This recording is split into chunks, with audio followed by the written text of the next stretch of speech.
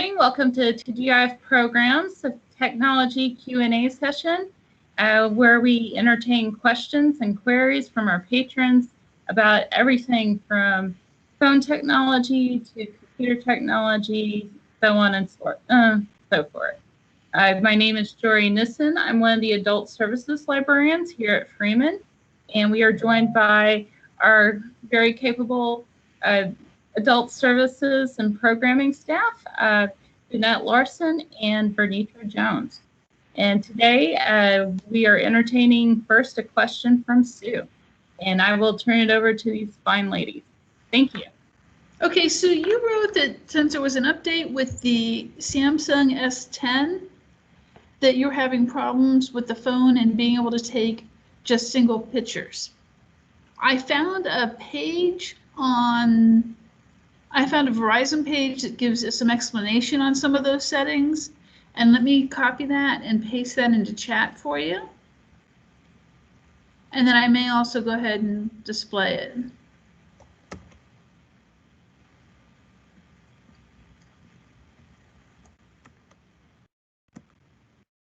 So the link's in the chat, and then I'm going to share a screen so you can see what it says.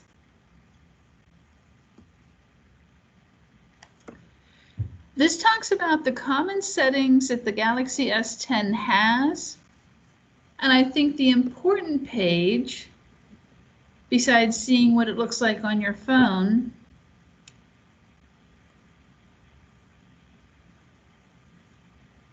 is this list right here. Let me make sure that corresponds to what I have on my paperwork. Yes. One of the things you were talking about was the single take. And what it defines the single take is that it captures multiple photos and videos with a single press of the shutter button. That is something you may want to disable. That will allow you to take just single photos. And that way, once you disable single take, you can just use the photo to capture a picture just using a single picture. But these are the modes that you would look at and decide to enable or disable to select the options. Do you see what I mean on that? Yes, thank you. You don't have this particular cell phone, right? No. I know. I basically learned to work with cell phones even before I had one. So knowledge about other things other than what I own. Okay. Okay, well, I will definitely check this out. It looks quite useful. Yeah. So I think the main thing was the single take that you were using. Disable that, because that's what takes the multiple photos. Right. Okay. And you'll have the link there so that you can research it yourself. Yeah, I wrote it down.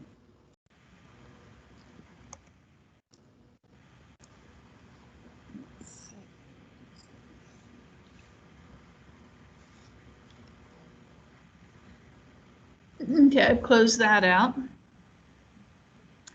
Anything else on that? That should help you, because I know they usually do not print manuals on phones anymore, which can be frustrating.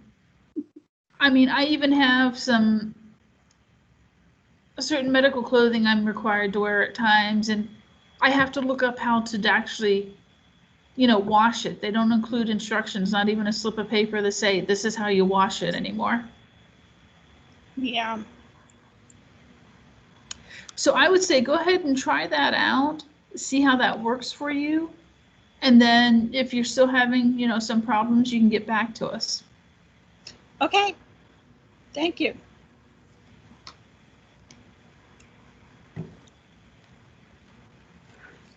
And Sue, did you have any other questions? I'm trying to think of some. Well, this, can you see this? I don't know if you can see this. This is what happens when you take it and get the whole bunch of them, and then you have like all these little pictures on the bottom, and there's this little thing that looks like a nail. I see. Okay. And you can slide that over. I'm thinking you can slide that over to one picture, and then if you hit the trash can, it'll select that picture and everything else goes away, but I'm not sure if that's true. I'm not sure on that either. That's why you want to make sure you disable the single take setting. So Yeah. it will not take the multiple settings. Yeah. Okay. All right. It looks like we have a new person. Hello, A. Do you have any tech questions for us?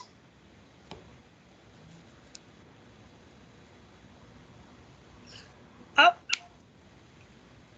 Go ahead, Sue. I thought of another one, but I don't think there's an easy answer to it. I have a tendency to not delete my emails fast enough. And the one time that I mean, it's like there's got to be some way to delete a whole bunch of emails at the same time. Like, can't someone just write a script or something? Because there's a 200 limit on at least my laptop that it'll do at the same time. And when you're talking several thousand, it just takes forever. And what email are you using? Well, SBC Global, but I'm also using Gmail, and I think they're both the same. They have a limit of how many they're going to do at one time. I mean, even if you just say delete all emails from Amazon or something like that, I mean, okay, and this one account I've had for years, so it's like I've got 100,000 emails, and you just can't get rid of that many. Yeah, I have found some of that to be a problem too. Unfortunately, you just have to keep up with it. If you don't, go just every day, go in and, decide to, okay, I don't need all the Papa John emails that I've been getting, and just delete those and start thinking of different subjects, but also make sure you look at the ones that have been selected just in case there's something in there that you do need to say. Right. Always watch, because once in a while there is something in there and you realize, yes, I do need that one. Okay, and I have another question. I've been dragging, I'm going to be canceling my SBC Global email. So what happens when I leave them and I don't have access to my account? Do the emails like automatically do they delete them all? Or are they like just out there? It's like, are there some that I need to get rid of before I cancel my service is what I'm trying to figure out. I would go through and clear out the account first before you cancel the service. I had an account that was through my email service provider with one that I didn't use that much of, but stuff still accumulated. And before I moved on to a different service, I did go ahead and clear out my account so that I knew for sure that stuff was just not floating around on the internet. Yeah. But once I do cancel the service, then I will not have access to that email, theoretically. I'd say you can ask them to be sure, but I would take and make that assumption just to be sure that if you don't have the if it's through them and they don't have it separate, then you'd be prepared to lose that access. Right. And is there a way to save an email to your laptop? I mean, Gmail doesn't seem to let you do that, and Global didn't either, which surprised me. AT&T, because I know if you have Outlook, you can save to your desktop. There's a save as, and it just goes to your C drive. But apparently, what you can do is instead of saving it as an email, you can save it as a document. You can print and save to file. Instead of doing an actual printing item, you can print it and then save it to your computer. Okay. And I suppose there's no way to do a whole bunch of those at the same time. I'd say check your settings to see if you can do that. You might be able to select more than one. Let me take a look at something real quick.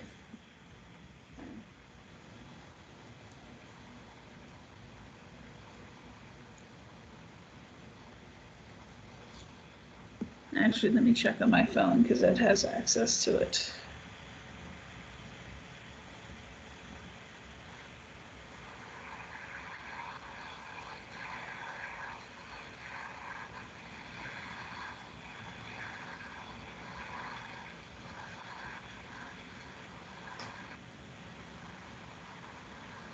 No, I don't have the remote printing here. I've done that before with my Gmail account, where you could select more than one and tell it to print, but it would usually save those in just one file together. Okay. So I can save multiple with the Gmail. I would say that's something that you would have to investigate and experiment a little bit with. Okay.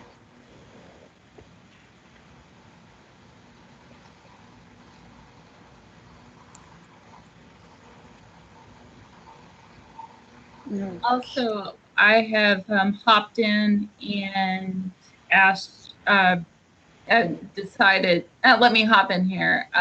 When I've decided to quit using certain emails, I have decided, okay, this is going to be the day that going forward, I'm going to carry on with this other email. And that has worked pretty well for me, where I can forward stuff from the old email that I really want to keep. So I have it in the current email inbox. It's been several years since I've done that, but it did work pretty well. I'm really happy with my Gmail account. My parents both use Yahoo, and they're happy with Yahoo. One of my parents is the sort of person that keeps everything, even if that, and they don't read it, and then the other person deletes everything. So they're happy with their own emails because they can handle them whatever way they see fit. Right, and I suppose I should just set up a filter or rule and use those subfolders. Does Gmail have subfolders? I mean, they've got their three main ones. I know that they have filters that you can use. I choose not to use them, but I know many people really like using those. But you can also set up rules. And when I say rules, that means, oh, this email is from Amazon. So I'm going to, so the rule says I need to put it in this folder, and it'll do that for me. And Right. actually, Gmail also has a couple different options. They have it to where they have, it will kind of automatically sort it into 3 different categories. Yeah. But I don't use that. I actually use it to where I just have my own folders. Well, and then I kind of looked into Gmail and they said, well, they don't really have folders. They have labels instead, which means everything is really all there, but you can sort it so that you only see things that are labeled. And I'm like, well, and that wasn't particularly what I wanted to do, but I guess I just need to look into it and, I don't know, automatically sort Amazon into Amazon or Fly Lady into Fly Lady or whatever. Yeah, that would be something you'd have to check. Because if I look, I actually have consider labels are kind of the same thing as folders to me, is how I think of them.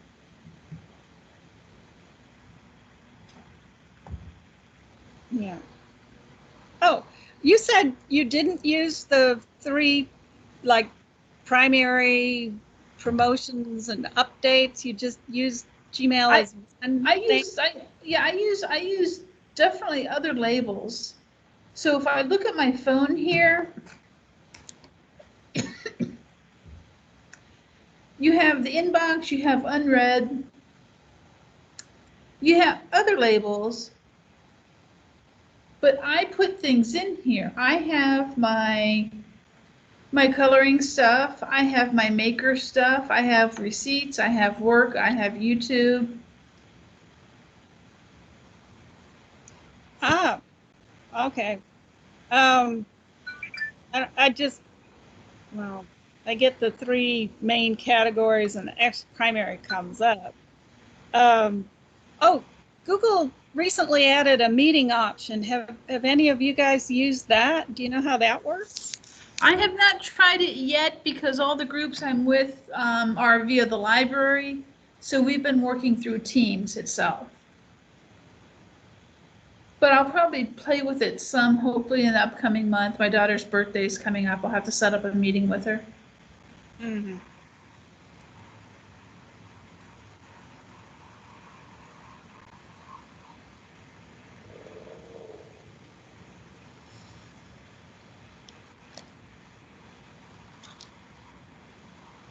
It is not saying it. Okay, so do you have any other email questions on file?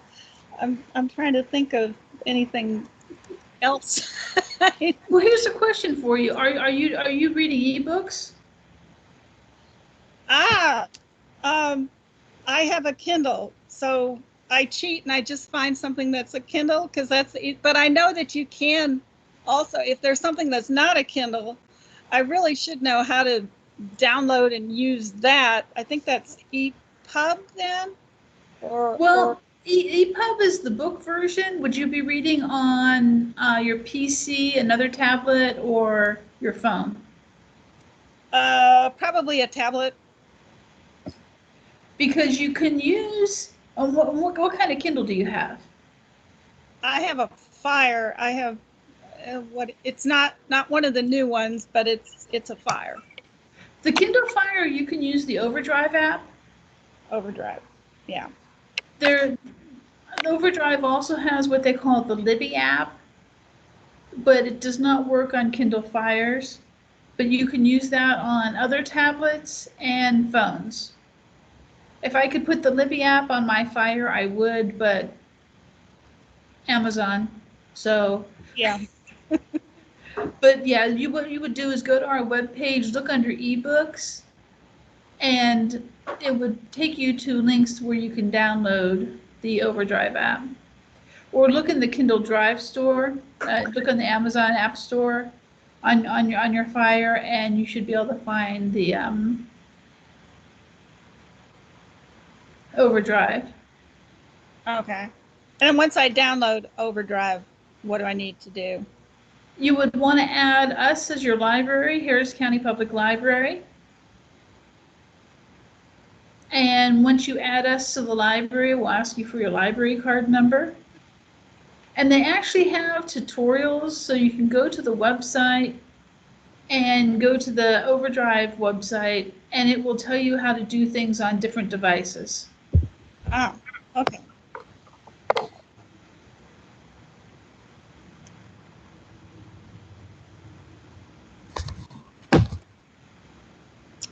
Okay. Once upon a time, well, maybe that was Houston Public Library. They had an actual tech session, like going through Excel or something like that. Do you guys do anything similar, or is the question and answer as techy as you get these days? What we've been recommending for people is that some of our databases actually have classes. One of them is called Learning Express. And we also now have access to, let me make sure here. We do.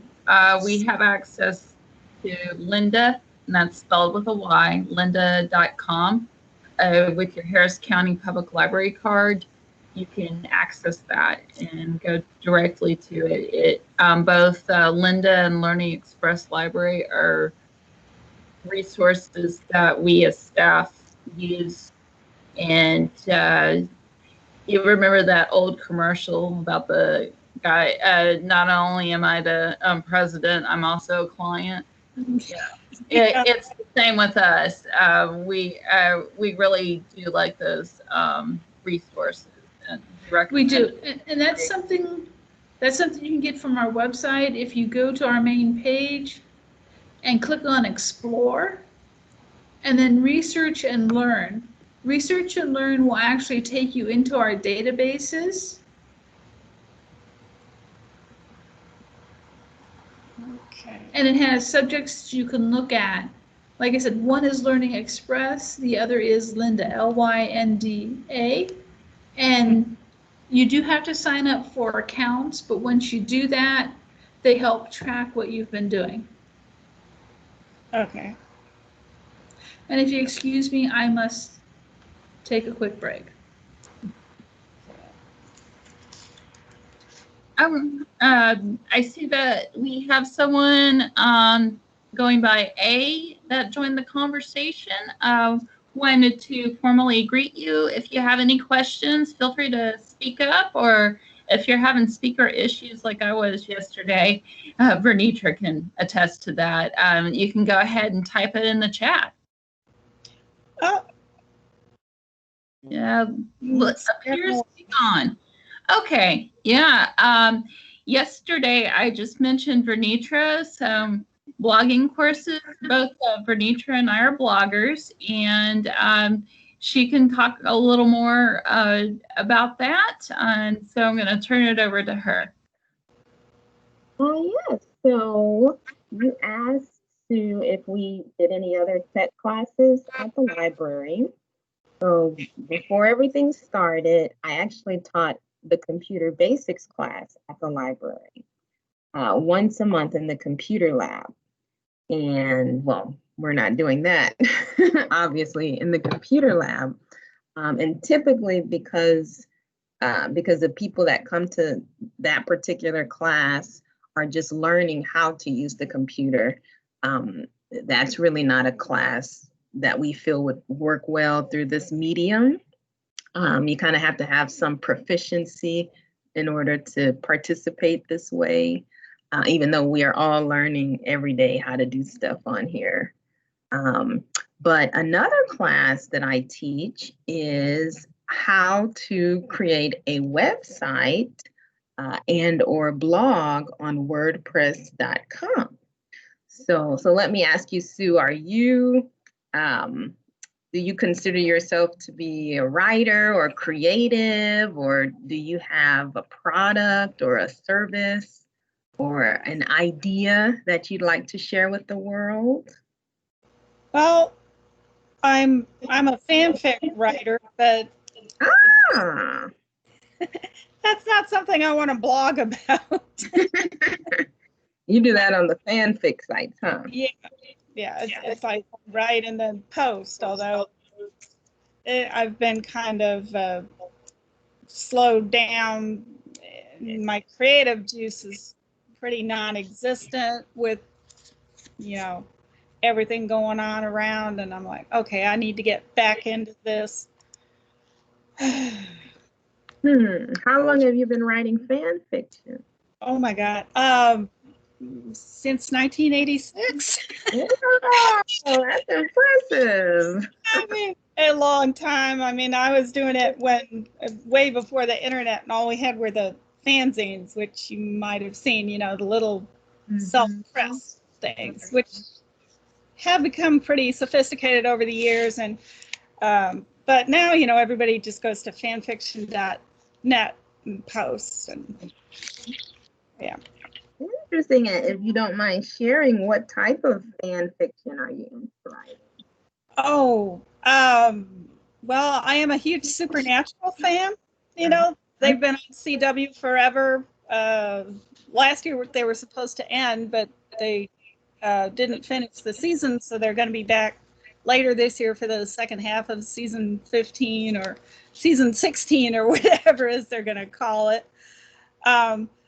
But I mean, I started writing Star Trek, honestly. Star Trek, or STOC. Yeah, Star Trek original. Yeah. And, There- and I've written mostly a little bit of Starsky and Hutch, Simon and Simon. You know, most of the like buddy cop show types over the years. Interesting. I like a buddy show, partnership show. So, which I remember it's been a few years, but I learned that there's fan fiction for Murder, She Wrote and the Golden Girls. I thought that was really awesome. And anyhow, I thought that was really awesome. But this reminds me, there is a young adult fiction book. The author's name is Rainbow Rowell, and you know what you see after the rain is done. And her last name is Rowell, Rowell. And she wrote a book called Fangirl. And I see Vernitra put it in the chat. Anyhow, this book is about a young woman that has just gone off to college, and one of the things she does is write what she calls fic, F-I-C. And anyhow, I say that carefully. Anyhow, she writes fan fiction for a character that sounds very curiously like Harry Potter, but is definitely a different character. And his romance with his roommate at the Hogwarts-like school. We do have it hard copy, ebook, audio. I think I listened to it at e-audio because thankfully my car has that kind of hookup. So I'm reading commercial free all the way to work. So that's a nice thing to be able to do. But anyhow, I recommend that book, and I like that author a lot. Yeah, I just put in if you're interested in checking that book out too, I put a link in the chat that'll take you straight to the HCPL catalog page where you can see about trying to request a print copy or the ebook or the e-audio. Okay. I see that. Well, Jeanette, you've joined us as we've just discovered that Sue is a fanfic writer, and she loves Star Trek and supernatural fanfic. I wonder, Sue, do you know about Jeanette's sci-fi book club? Are you into sci-fi fantasy? I'm a little into sci-fi, more sci-fi than fantasy, but yeah. Jeanette, you're on mute. Well, we actually have several book clubs. We have one science fiction and fantasy book club that meets the fourth Wednesday of the month. They read a specific book each month. We have a Great Books that does the same, meets once a month.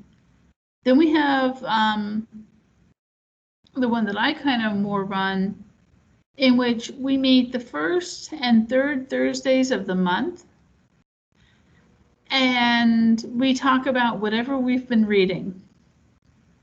Oh. And whatever else that's happening, that happens come up on the subject. So we'll have a Teams meeting and people will go around. Sometimes somebody has not read anything in the 2 weeks we've been gone. Sometimes, you know, we have somebody who's read several things. We have one new person who's come in since we've started.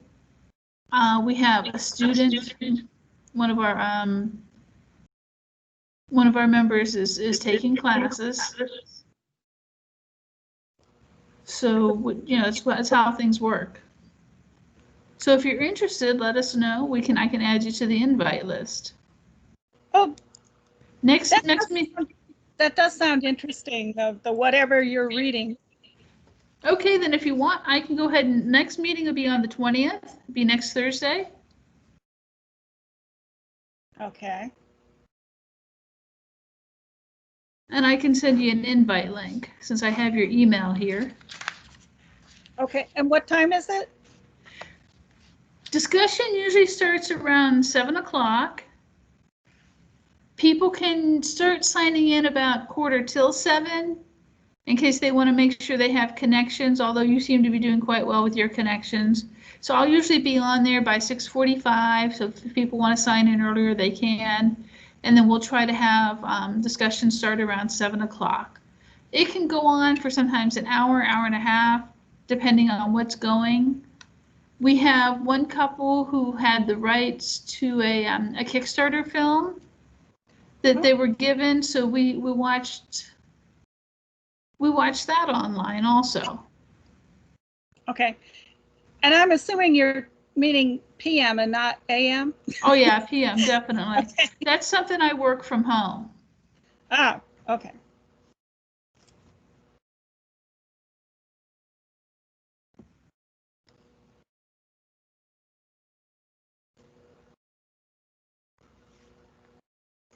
All right, I will keep that in mind.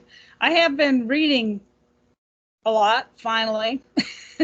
I was doing more TV watching and DVD watching than anything else. And it's like, oh, I've got to start doing something a little more productive than that. So I've started reading again.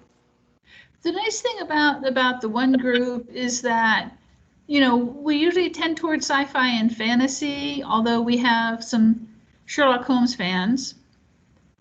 Yeah. And sometimes something else to slip in. But, we have our main theme, but sometimes we take side trips. Mm-hmm. And it's a good thing to just listen to, especially, if you're just looking for recommendations. Yeah. Okay, and when does the sci-fi book club meet? Oh, the fourth Wednesday of the month. Is that also at 7? That is also at 7. And that one there reads a specific book each month. Yeah. Their next book is, let me look at the calendar here.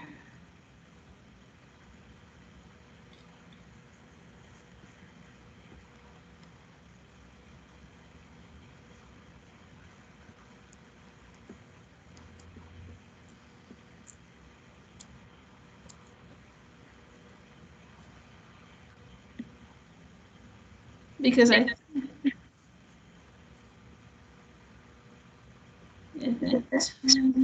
book discussion.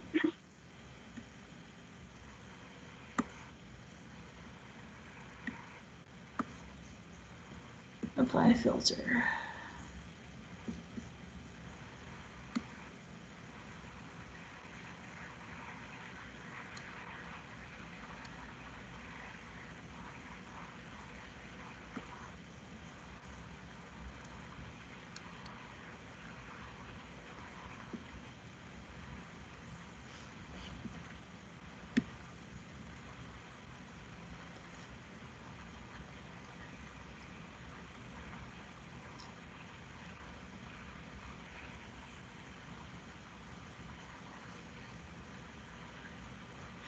Okay, I'll have to get back to you on that. I'm not seeing it on the calendar, even though I thought I published it. Okay. I remember you were working on that, Jeanette. Which one? Oh, I know, but I may not have it listed as a book discussion for some reason. Let me try it by key name.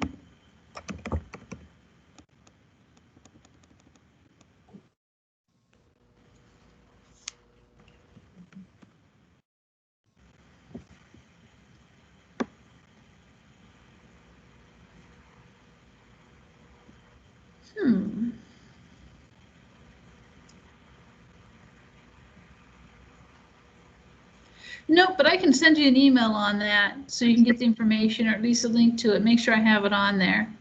Are you looking for Hofstadter? Yes. Let me see if I can.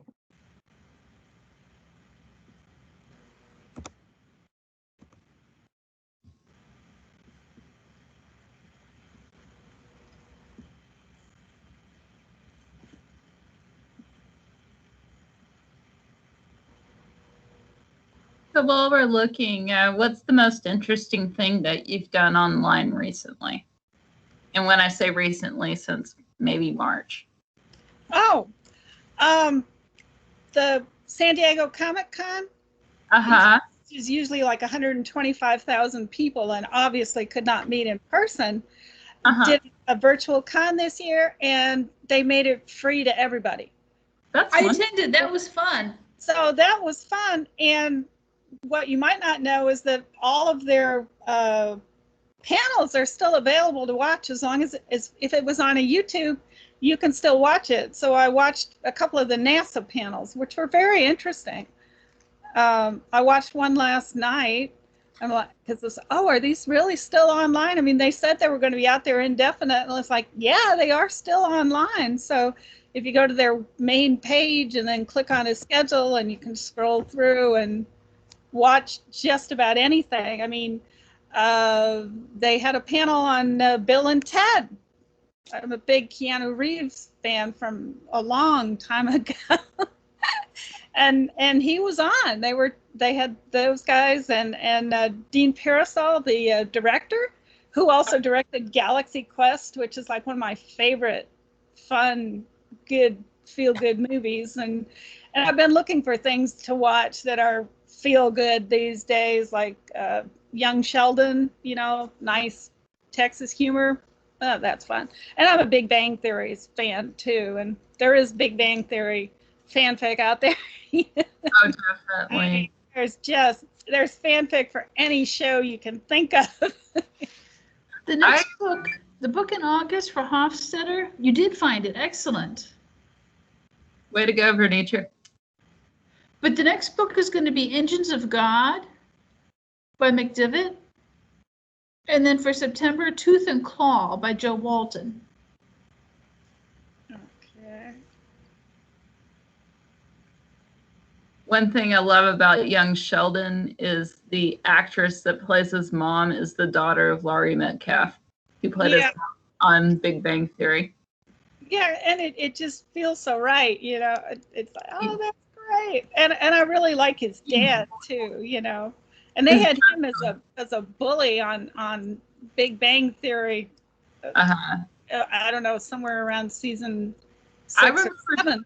Jerry O'Connell, who's definitely familiar with the sci-fi fantasy community. I remember when I was a teenager, my dad and I would watch that show Sliders. Mm-hmm. Yeah. He was on that, and was it John? Oh, forgive me. Reese Stevens? Reese Davis? Reese something. Davis. In at least one of the Raiders movies. Yeah. Right? Yeah. And Sabrina Lloyd was in it. I really liked that show. It was a little offbeat, but some of the things on X-Files freaked me out too much, but I could handle Sliders. Yeah, I mean, I backed off of, what is it? The one, CSI, because it's too gross. So instead of that, I watch NCIS because it's gross in little bits, Yes. And they're a fun team to watch. And they've been on forever too. So. On CSI, I used to call it a TMI cam, when they would aim the camera right into the wound. That too much information. Not my thing, but they had some amazing content, and I loved the original cast, especially when William Peterson was on it. Yes. And Mark Helgenberger and Georgia Fox and Gary Dourdan, the guy with the really pretty blue eyes. Striking blue eyes, yeah. Yes. But definitely liked some of those shows. You mentioned Comic-Con. I was able to go to the American Library Association conference earlier this summer from the comfort of my own home. So I was recently trying to think of all the places I've been, through Zoom and Teams and other you know, the media that allows us to meet like this. And I was like, wow, I've really been a lot of places without having to use a passport. It's kind of cool. Yeah. Well, and PBS has been rerunning History Detectives at 2 in the 2 weekday afternoons. And that's a fun show too, because I'm also a big Antiques Roadshow fan. I'm kind of all over the place. I'm like, I'm a Renaissance woman, I guess, a little bit of everything.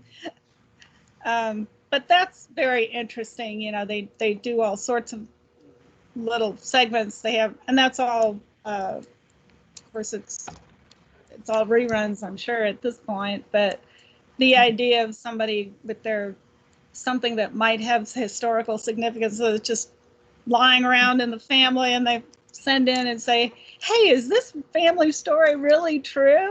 And then they look into it, and a lot of them are. And some of them, they missed a couple of the details, but it's still an interesting show to watch. Definitely. Yeah. So I've also seen a lot of and there have been some shows that on PBS that I started checking out the DVDs right before the big shutdown, and then I've been able to watch some things online, streaming and on-demand video. On PBS, there was Miss Fisher's Mysteries. I really liked that show. And I like the whole, I don't like using the term, but I like the whole aesthetic of the Art Deco era. And they're in Australia, which makes it unique for me because I haven't been to Australia yet. So definitely on my LEAP list. No. So mostly been doing armchair traveling these days. And I'm grateful that we weren't having to do this a couple of years ago. And at least we have the technology, as they said in $6 Million Man. So, anyhow, and for Nitra, you mentioned the blogging class. So how many classes are you offering? So I'm offering a class weekly. So every Wednesday from 2:15 to 5:15, people are invited to come. So the way it's done is I have 2 different classes. The first class is called Web Design and Blogging on WordPress.com for Beginners. So that's for someone who has no clue about how to get started. They have an email address, which is all they need, and a little computer proficiency. That helps. But we've been known to work around that too. So, I mean, I'm always so impressed by my blogging students because, I mean, I remember I had one student who came to my computer basics class sometime last year. They were just learning how to use the computer. And then not too long after that, they came to the blogging class. And I was like, wow, look at you. So it's for everyone. So if you have an email address and you can kind of make your way around the keyboard, I do my best to try to help you.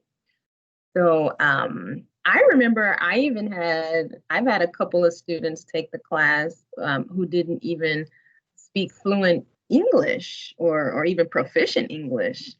So I was very impressed by them. So, I mean, it is for everyone. So as I was saying, the first class, I kind of show you how to set up the beginning of the site and kind of give you a tour of the basic structure of the administrative side, which is where you go in to edit things and choose your template and how to create a post. So in the first class, we typically get about to the point of where I show you how you would create a post.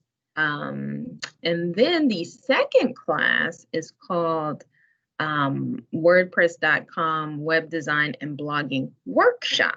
So for those who have attended the first class, it's one time, are invited to then register for any of the future workshop classes. And in the workshop class, it's an open class where we just kind of go around and people ask questions, and everyone gets the benefit of hearing the explanation and the instructions. So no question is a bad question. All questions are welcome.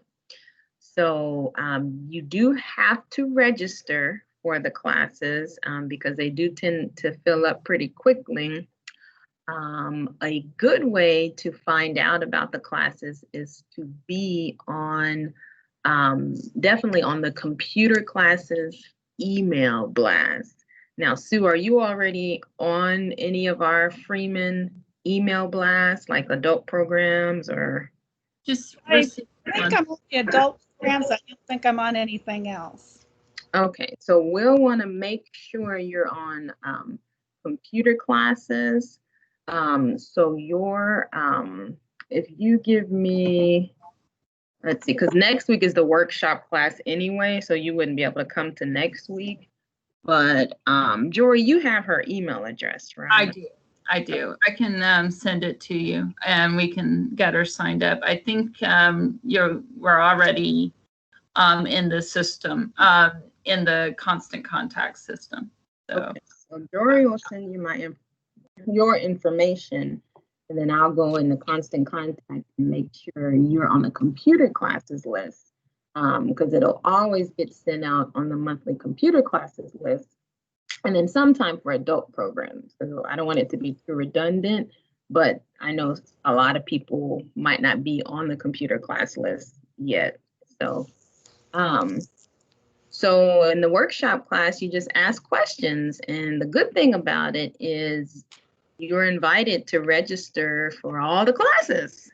So I have returning students who come to the beginner class, to each beginner class. Even though they've been doing it for months, because that's a great way to just keep getting that reinforcement. And even if they don't have questions, they'll just kind of sit back and listen and absorb the information. And it's, the people that come to the classes are as diverse as the ideas and reasons for creating a site. So there are people who have products and services to sell.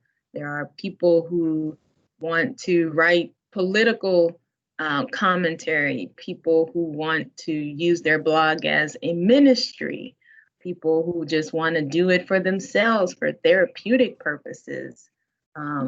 People that yeah, people who want to talk about food. I mean, the point is you can talk about whatever you want to talk about on your website. And if you wish to make it public to the world, you can do that. Or if you just want it to be your own space for you to go in and just be creative for your eyes only, you have the option to make it private. And if you choose to make it private, you can give certain selected people access to view your site. So let's say you have a few friends or family members and you want to share it with them, there is a way to do that. So it's whatever you want it to be.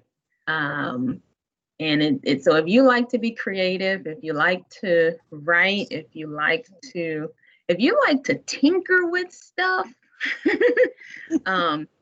you will love blogging. Like both Jory and I have blogs. Let me show you. Let me pull up my screen. Hold on. I kind of thought blogging was passe and everybody does the video vlogs now because it's cooler, but I'm glad to see that the old-fashioned blogging is still around.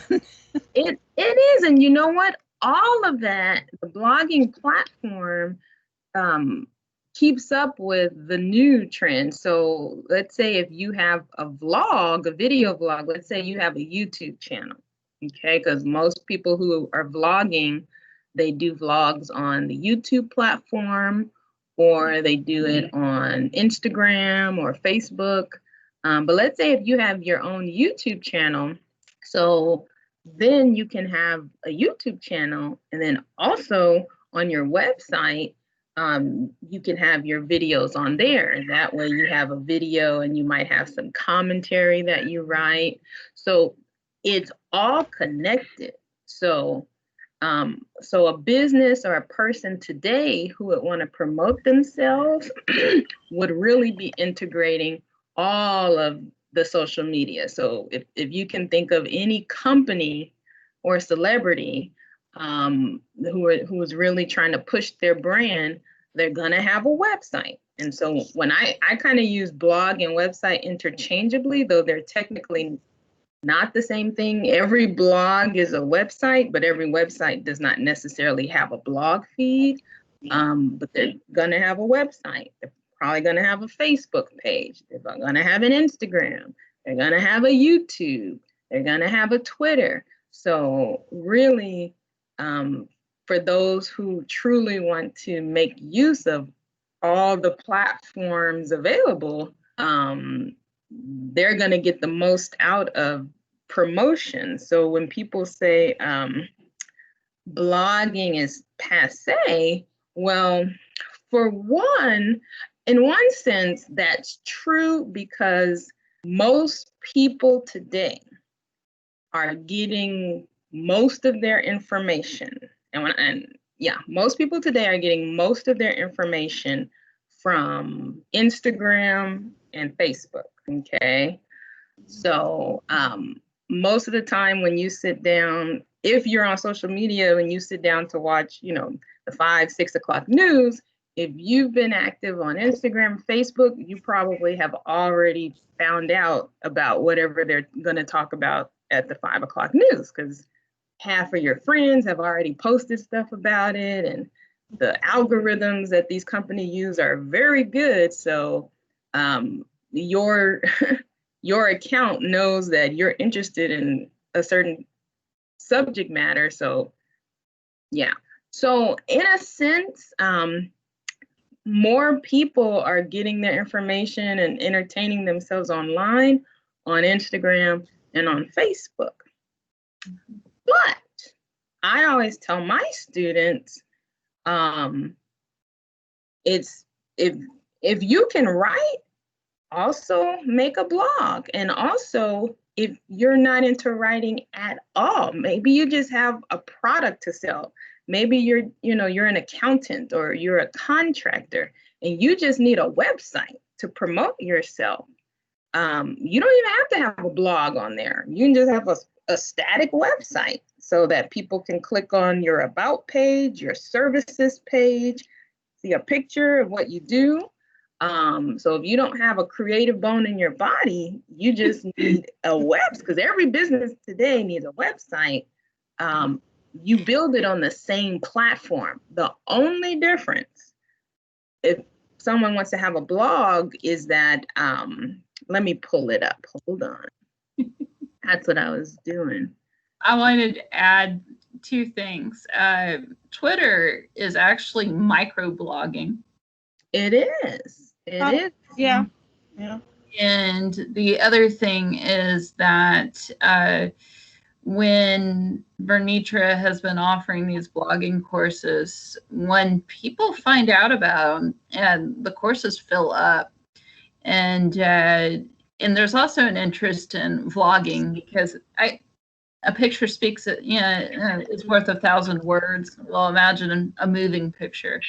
So, and they call that vlogging. So you get a Z, like instead of a B, and that's a really popular platform. That's very true, Jory. All of those, Twitter, Facebook, all of those are they're in a blog form, which just means it's a web blog, blog, which means all it is a feed of posts appearing in the order they were posted, usually in reverse chronological order. So a YouTube feed, if I go to someone's YouTube page, it's a blog, but it's a video log. That's why it's called a vlog. If I go to someone's Facebook page and I look at their feed, that's a blog because it's a log of posts entries on the web. It's just a different format. You know, it's just it lends itself to a more shorter writing style. And I always tell my students, people who enjoy reading blogs will still read blogs. So people like myself, Jory, you know, we like blogs. So we are into the Facebook and Instagram too, but I also have a few blogs that I like to look at because I just love sitting down and reading people's ruminations on stuff. So, and then I always tell my students, if you love to write and tinker with stuff, even if I'm the only person that's looking at it, it's still so therapeutic to do. So, okay, so I'll show you mine and then I'll show you Jory's as well.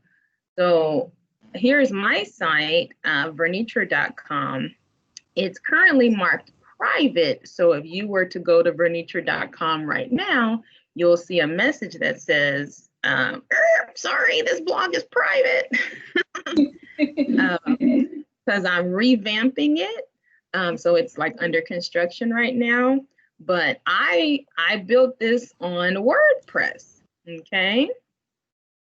So I've got my title, I've got my navigation menu up here at the top of all the different topics I want to talk about, okay? I also have, so I call it my blog because it's in the truest sense, it's a blog because I'm supposed to be posting regularly. But this, I could just be a contractor, right? And this could just be a plain website to advertise my services. And I may or may not have a blog feed on that site. But I always tell people it's a good idea to have a blog because let's say I'm a contractor in Houston and I just have a plain basic site advertising my services. If I have a blog feed, then I could be, writing posts or pay somebody else to write posts about things relating to, home improvement, how to protect, things you need to know to protect your property, your space in the winter in Houston or during hurricane season. So all of that content that you're adding to your site from your blog post is helping the Google search engine to attract visitors to your site. So if someone's in Houston and they're Googling, how to protect you can tell I know nothing about home improvement, how to protect my pipes from hurricane season, I don't know, wrong season. The Google search engine will hopefully say, oh, well, someone's searching about home improvement in Houston, and hopefully they will bring them to your site. So I always tell people, even if you've got the most boring idea for a site, it's still is to your advantage to have a blog feed. What if I'm a tutor in Houston, right? So I've got a website where I'm advertising my tutorial services. So people can click on, they can do 1 hour for X amount of dollars or whatever. It would be nice if I also had a blog feed of blog posts where I'm writing articles relating to education and tutoring, and putting keywords in there like Houston area or Clear Lake or Sugarland or whatever, because all that content that has targeted keywords is going to, from your blog post, is going to help attract visitors to your site. So when people hear the word blog, they usually think about, you know, some very emotional person, you know, spilling their guts on the internet. Yeah. You're right. Which might be right up your alley. I don't know. But a blog is not just for that. If you're Bob the accountant and you've got an accountant website advertising your services, you probably should be writing blog posts on there about personal finances, how to do taxes, because that's going to help the Google search engine bring traffic to your site based on the search terms that users are typing in the Google search engine. So the blog is not just for the emotional, you know, creatives like us who just want to write stuff and talk about their feelings. If you go to Burger King's website or, I don't know, Walmart, you know, any big company on the website, they're going to have, usually, they're going to also have some kind of blog post feed. So yeah, so in a way, yes, you're right. In a way, in one sense of it, it is passé because most people read less and less these days. So as opposed to reading a nice, you know, long blog post like people used to do, they just want to read like 140 characters on Twitter, you know, or they don't even want to read it all. They can just go to Instagram and look at pictures, you know? Yeah. So people don't read. They don't like to read. And as you probably know, as you just admitted not too long ago, even us hardcore readers these days, we really have to, when we sit down to actually put our eyes on paper, it's not as easy as it used to be, because our concentration is not the same as it used to be because sensory and bombardment. All that bombardment. So if I find it difficult to sit my bottom down and pick up a book and put my eyes on the paper for a long time, I can only imagine what it must be like for people who aren't even book lovers, you know? So yes, fewer people read blogs in that sense. But having said that, I still think a blog is a great tool. But having said all that, if you want to make one, just make one. Okay.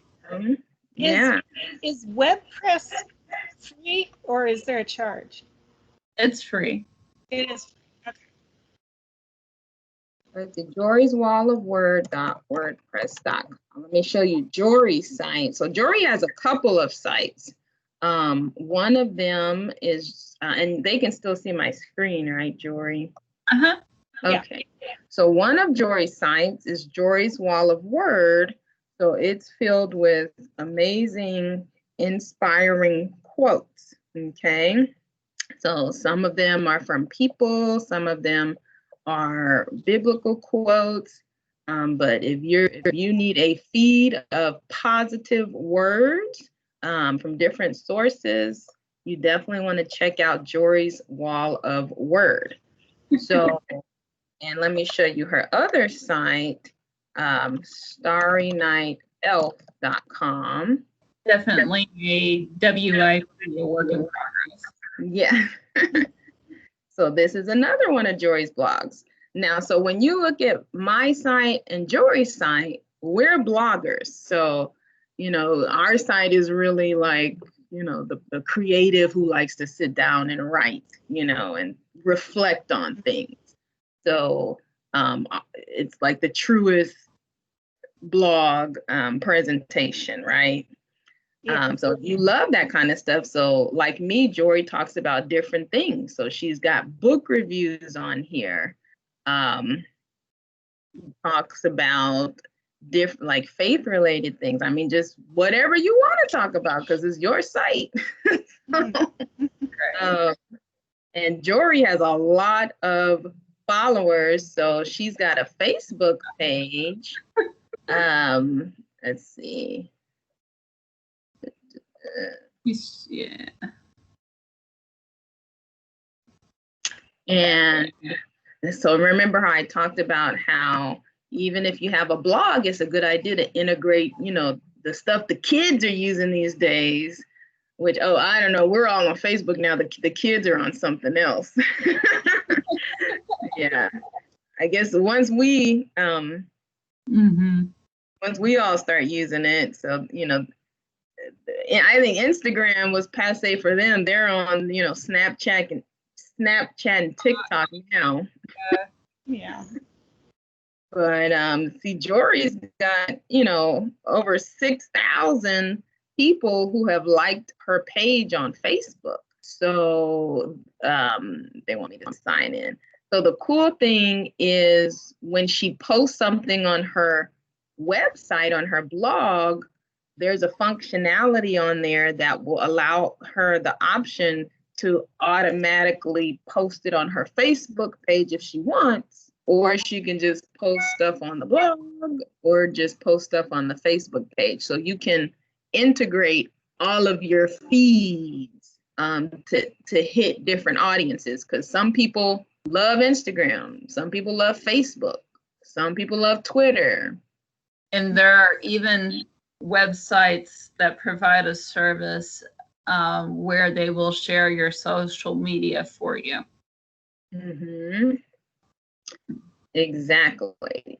So if I were counseling someone who had a business or a creative product that they were trying to push out, I would definitely be honest with them and tell them if promotion is the most important thing to you, you need a Facebook to promote it, and you need it to be on Instagram, because that's where the market of consumers are, right? To be honest with you. But for me, sometimes I like social media, sometimes I don't, you know, so I don't always look at Facebook. I don't always look at Instagram, even if I am in the demographic that usually that's where we are, right? For like my age or whatever. So, you know, you just do what you want to do. But yeah, if you're interested in this class, let me show you something.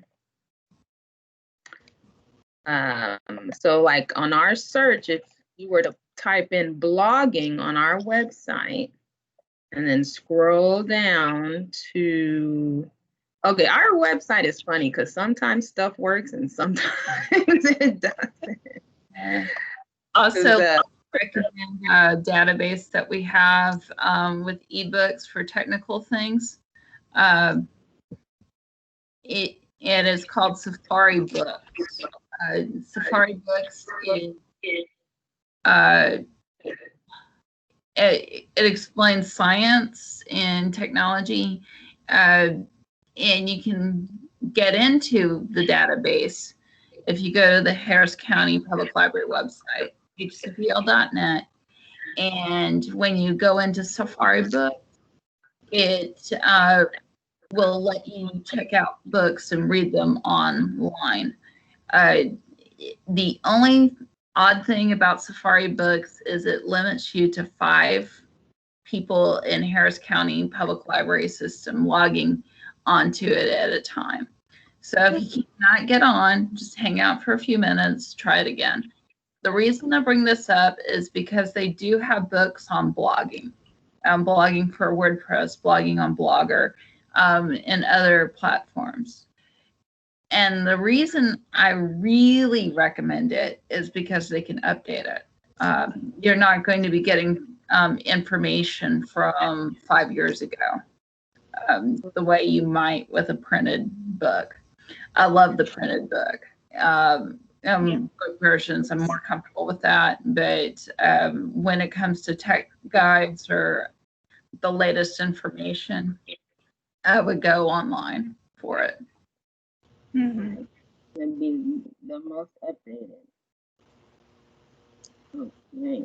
All right, so I'll put this in the chat, this link. So the first class, here's the beginner class. August 26th.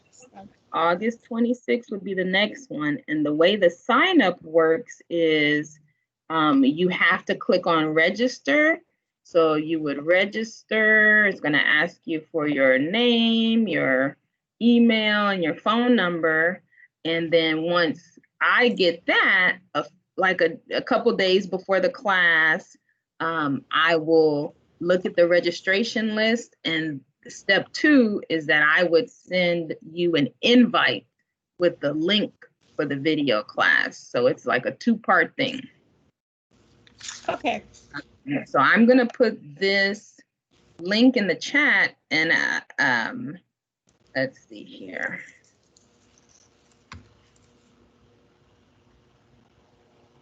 Okay, so I'm going to put blogging or even web design. And actually, that's why we changed the name of the class, because I used to just say blogging. But whether you're doing a basic website or a gushy blog, it's built on the same platform. So yeah, it's the same thing. And that's something I know nothing about, and I am trying to maintain some sort of technology awareness in terms of using computers. So yeah, I should probably, I think I'm going to be attending your next beginning class. That sounds kind of fun. I am currently, as they say, between jobs, so I have the time for sure. Oh, well, and I'll tell you, it's a very cozy environment. I have people of all ages. I would say most of my students are probably like 60 plus. So it's a very welcoming, cozy environment. Let me see, workshop class. Okay, this is the link to the workshop class. So once you've taken a beginner class, then you can do the workshop. So the next workshop is next Wednesday, but you wouldn't come to that. Mm-hmm. So it's every Wednesday, one Wednesday's workshop, one Wednesday's beginner, and so on, alternating. But it is so much fun. Like I have fun teaching it. Jory usually is in the class. She serves as a moderator. I mean, it's just fun for everyone. And I'm telling you, even if nobody looks at it, it's so therapeutic just to sit down and tinker with your site. Like my own personal site, like I mentioned, it used to be public, but because I'm revamping it and everything, it has been private for almost a year now. And I just love just sitting down and tinkering with it. It's so therapeutic. So for these kind of times, that are crazy times, it's just a fun thing to do, So, I always tell you can monetize your site. And, when I say monetize, that means ways you can try to make money off of your site. So if monetizing is very important to someone and they're serious about being, committed about producing content that people want to see and posting regularly and tailoring their content to what people like in the market, you can make money off of it. But if you're like me, I just kind of just want to write what I want to write and put stuff on there that I want to put on there. So monetizing really isn't a priority for me because I understand that what I would need to do, I'm really not willing to do. So I've accepted the fact that you know, a few dozen people might look at my site, you know, every now and then. But let me tell you, I have some students who they come in there and they have like these ideas for stuff they want to do. And I'm like, oh, that's a good idea. Like you can monetize that. Like I remember this one lady, she wanted to do like a fashion blog. And then I was telling her, okay, you need to do that. And then you need to get the Instagram involved. I mean, those people get a lot of views. This one lady, I remember she was going to do like a recipe blog. You know, people love that. So there are certain topics that, regardless of the quality of the content, people are going to look at. So food, cute stuff. So, you know, people like dogs and pets and that kind of stuff. People love political stuff, you know. So there are some topics where automatically you're going to have an audience, especially if it's focused. Mine is kind of all over the place. I'm talking about like 13 different subjects. So it's kind of hard for me to tailor, you know, but I've accepted that that's what my blog is, you know. Okay. And you said like you can do a search to find a blog. If you've got it marked private, then you can't find that as a search, right? Right. So let me show you what that would look like. I'm gonna log out of my site. Okay. And then I'm gonna go to my site logged out. So this is as if you were going to my site, and if you typed in vernitra.com,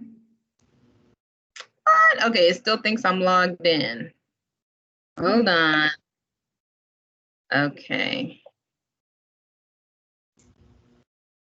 Okay, I'm gonna close this browser window and open a new one. Let's see. Let's go incognito. They don't know who I am. How about that? Oh, man.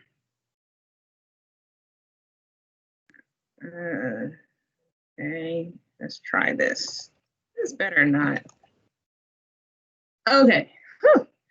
So if you were to type into your phone or your computer, whatever, vernitra.com, this is what you will see.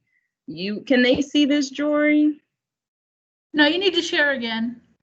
Yeah, you need to share again. They will see this. Oh. It says this site is marked private by its owner. If you would like to view it, you'll need to do two things.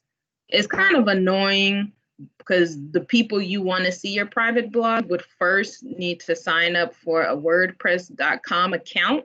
They don't necessarily have to create a website. They just have to create an account. And once they create an account, the next time they go back to your site, they'll see a link that says, click here for access. So if you want to make your blog private, your friends or whatever would have to do that two-step system.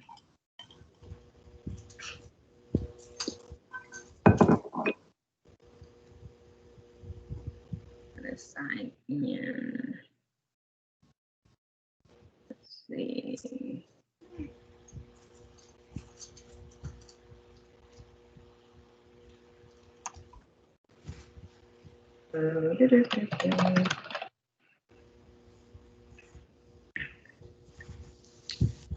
Okay, but yeah, I mean, it is fun. If you like working on stuff, it's fun. And the thing about it, as Jory can attest, is never perfect. Like your site will never be finished. Just like, you know, the sculptor always says, the sculpture is never finished. It's just a point where you just have to put the stuff down and say, okay, I need to go to the next thing. Right. Whip. It's huh? Work in progress. Whip. It's always a whip. It's always a work in progress because every single time you look at it, you're gonna be like, "Oh, I want to change this," or but it works with what it is. It's supposed to be constantly evolving. You know, that's the beauty of using the software to create it. But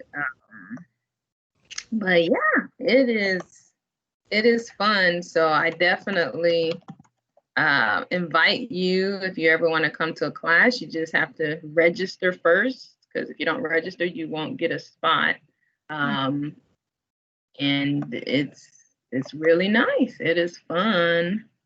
And that would give you something cool you can put on your resume, you know, that you are learning wordpress.com.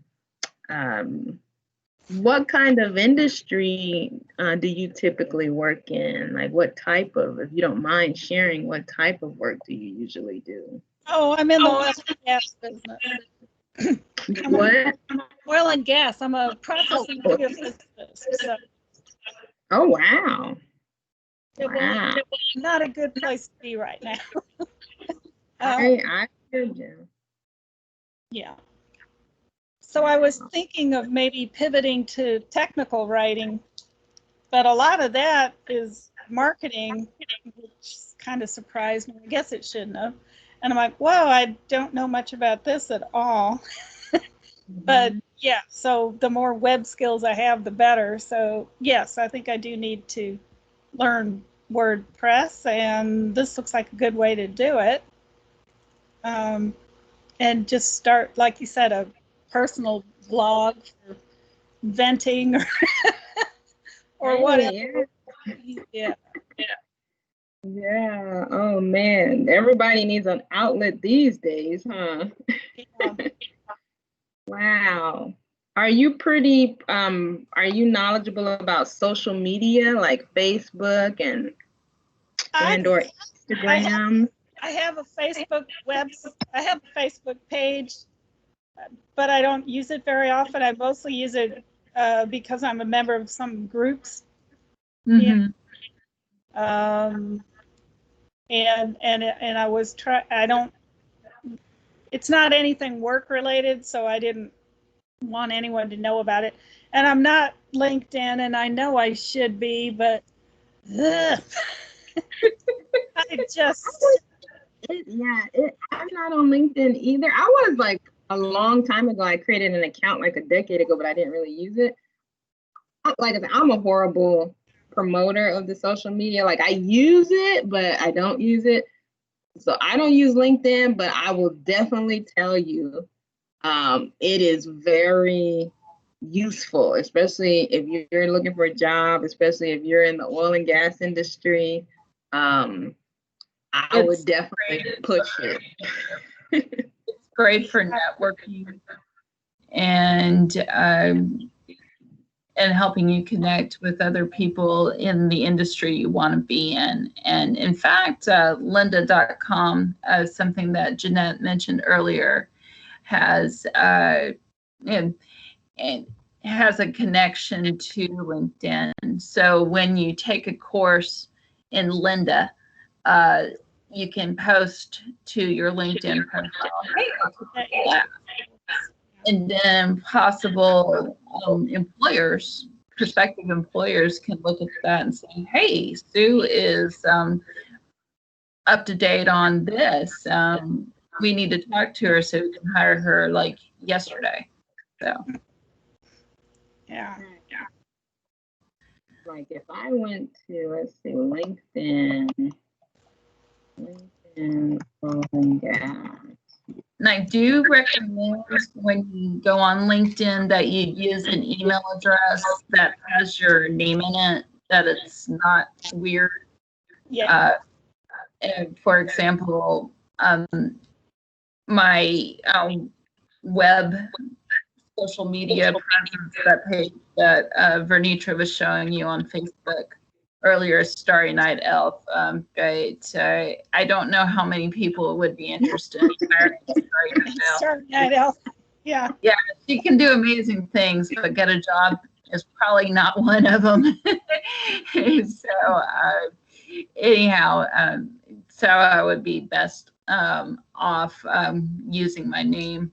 And I have been contacted by people who have volunteered at the library and asking me, would you provide references for me to say that I volunteered here and I volunteered well. And of course, that's left to my discretion, whether I can or cannot. But it's a great tool. And I do recommend that when you use something like that, be very careful about sharing your email address or your phone number or things like that. I'm not telling you to be paranoid. I'm telling you to be cautious. But say, send me a message if you want some more information. Mm-hmm.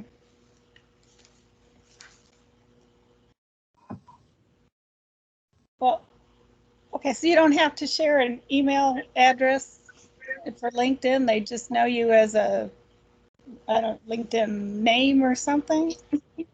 You can set up a profile and you can put your email address. What they want you to do is make connections. Their name is so that you can network. For example, I'm a librarian, and my interest, Vernitra was also a librarian. And so my interest may be more towards, one of my hobbies right now, or it's been for a long time, is genealogy. Not everybody's interested in genealogy. I've met several librarians that think it is a total snooze fest.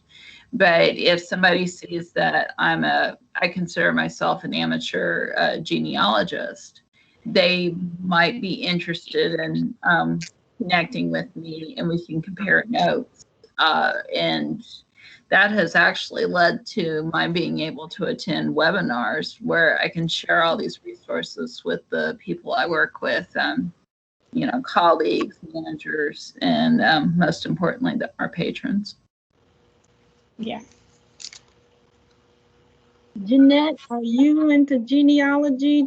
I think Jeanette's into genealogy too.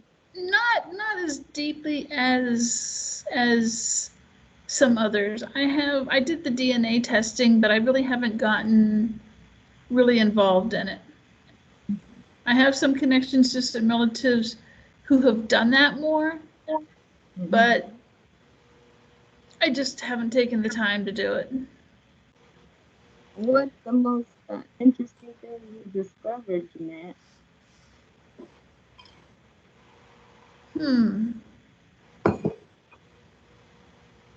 Or where are your people from? My father's parents are from Hungary. Perfect. Mm-hmm. Are you interested in genealogy, Sue? A little bit. I have a friend who's way more interested than I am, and I did do the 23andMe test, and I thought it would come back half Danish because my mom's family is Danish and my dad's family is mostly English. So I was expecting a half and half, and it came back. It didn't quite come back that way.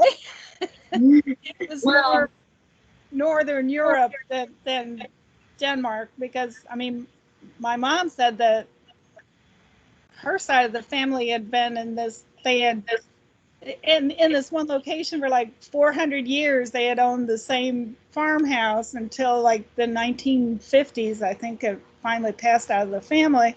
And I was saying, wow, based on that, then I should have like half Danish, But no.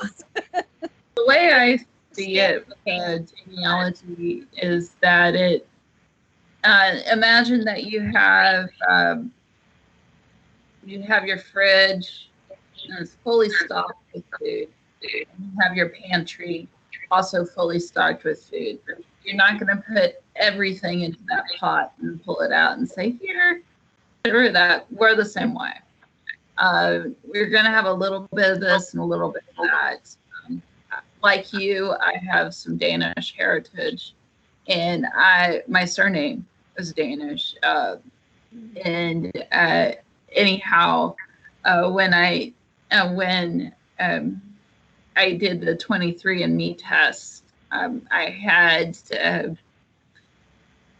I did my own. I also had my parents do them, and I had my uncle, my dad's brother, do it.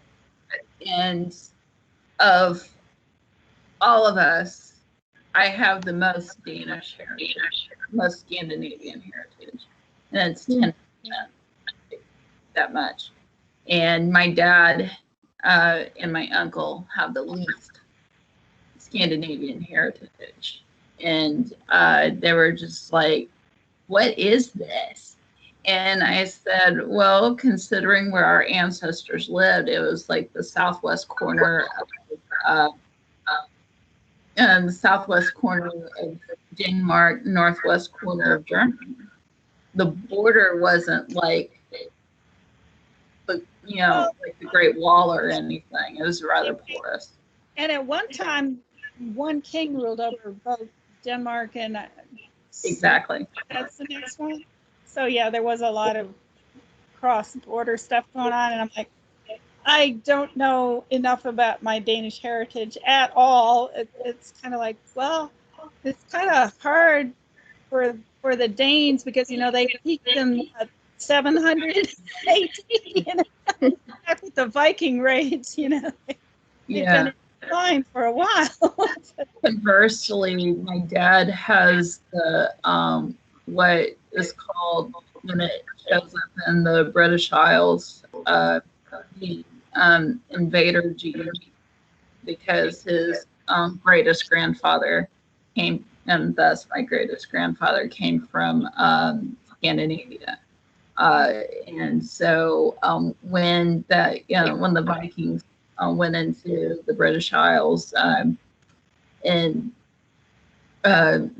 conquered, pillaged, and what have you, they were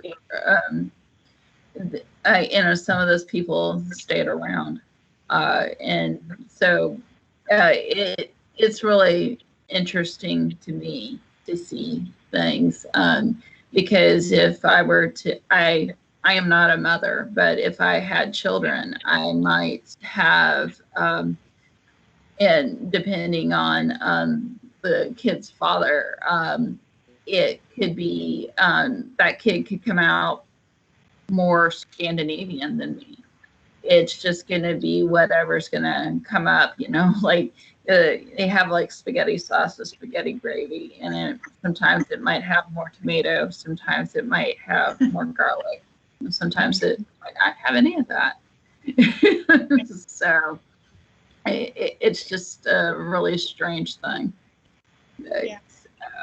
I know that Jeanette and I both have done the 23andMe, and recently I noticed it tries to predict your physical appearance, and it predicted that I would have brown hair, dark brown hair, dark brown eyes, light skin with bunches of freckles. And I don't have freckles.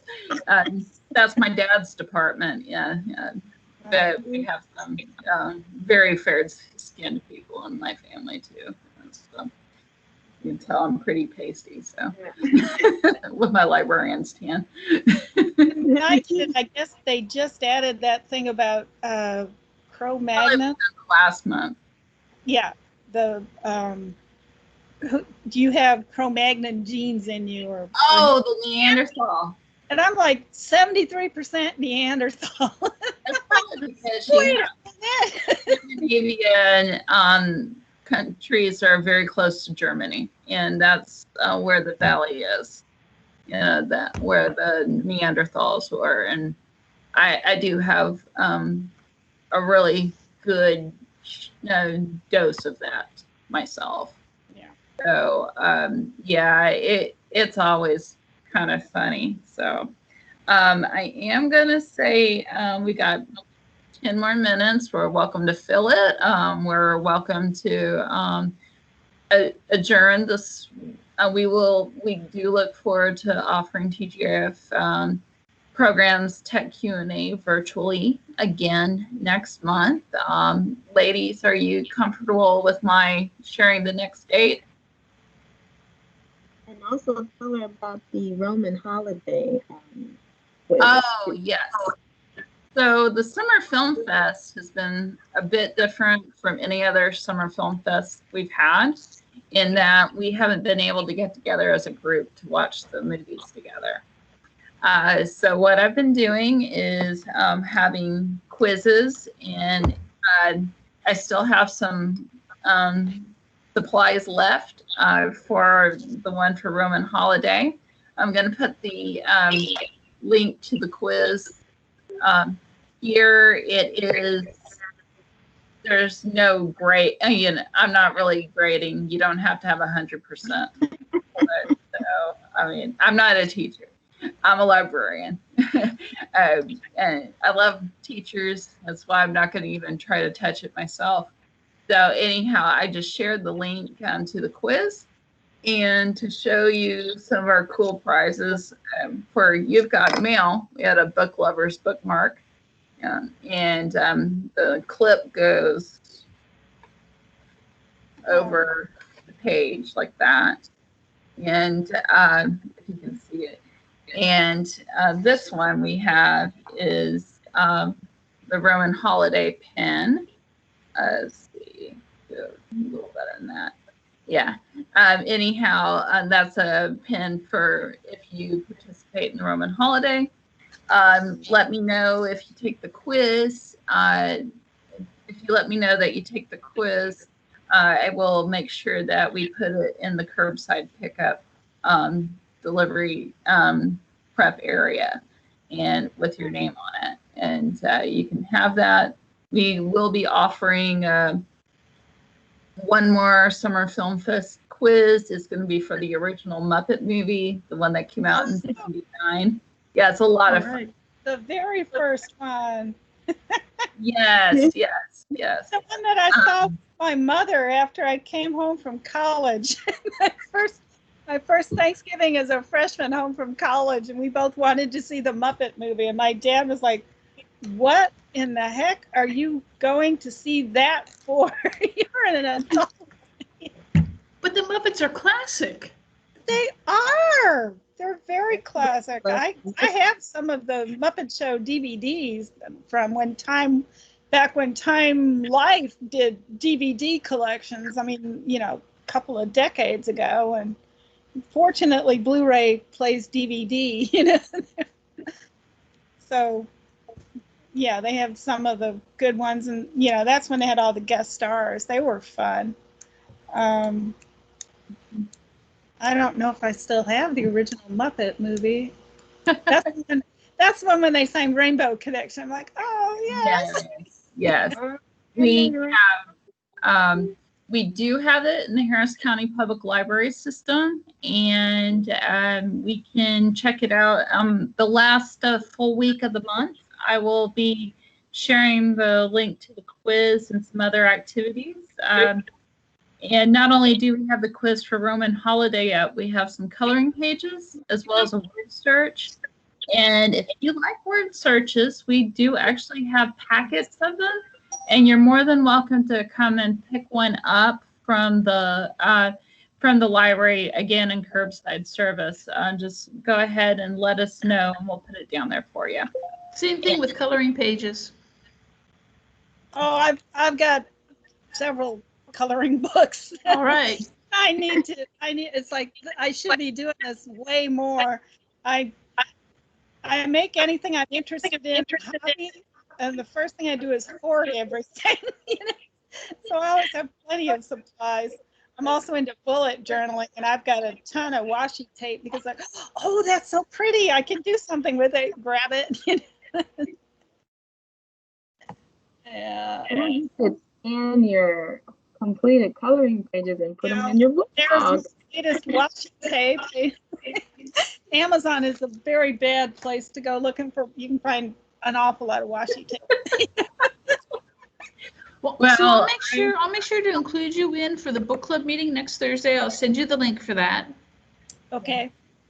And I'll send you information for the other one, so what they're going to be discussing, and if you're interested, let me know, and I can forward on your information to get invited to that one. Okay.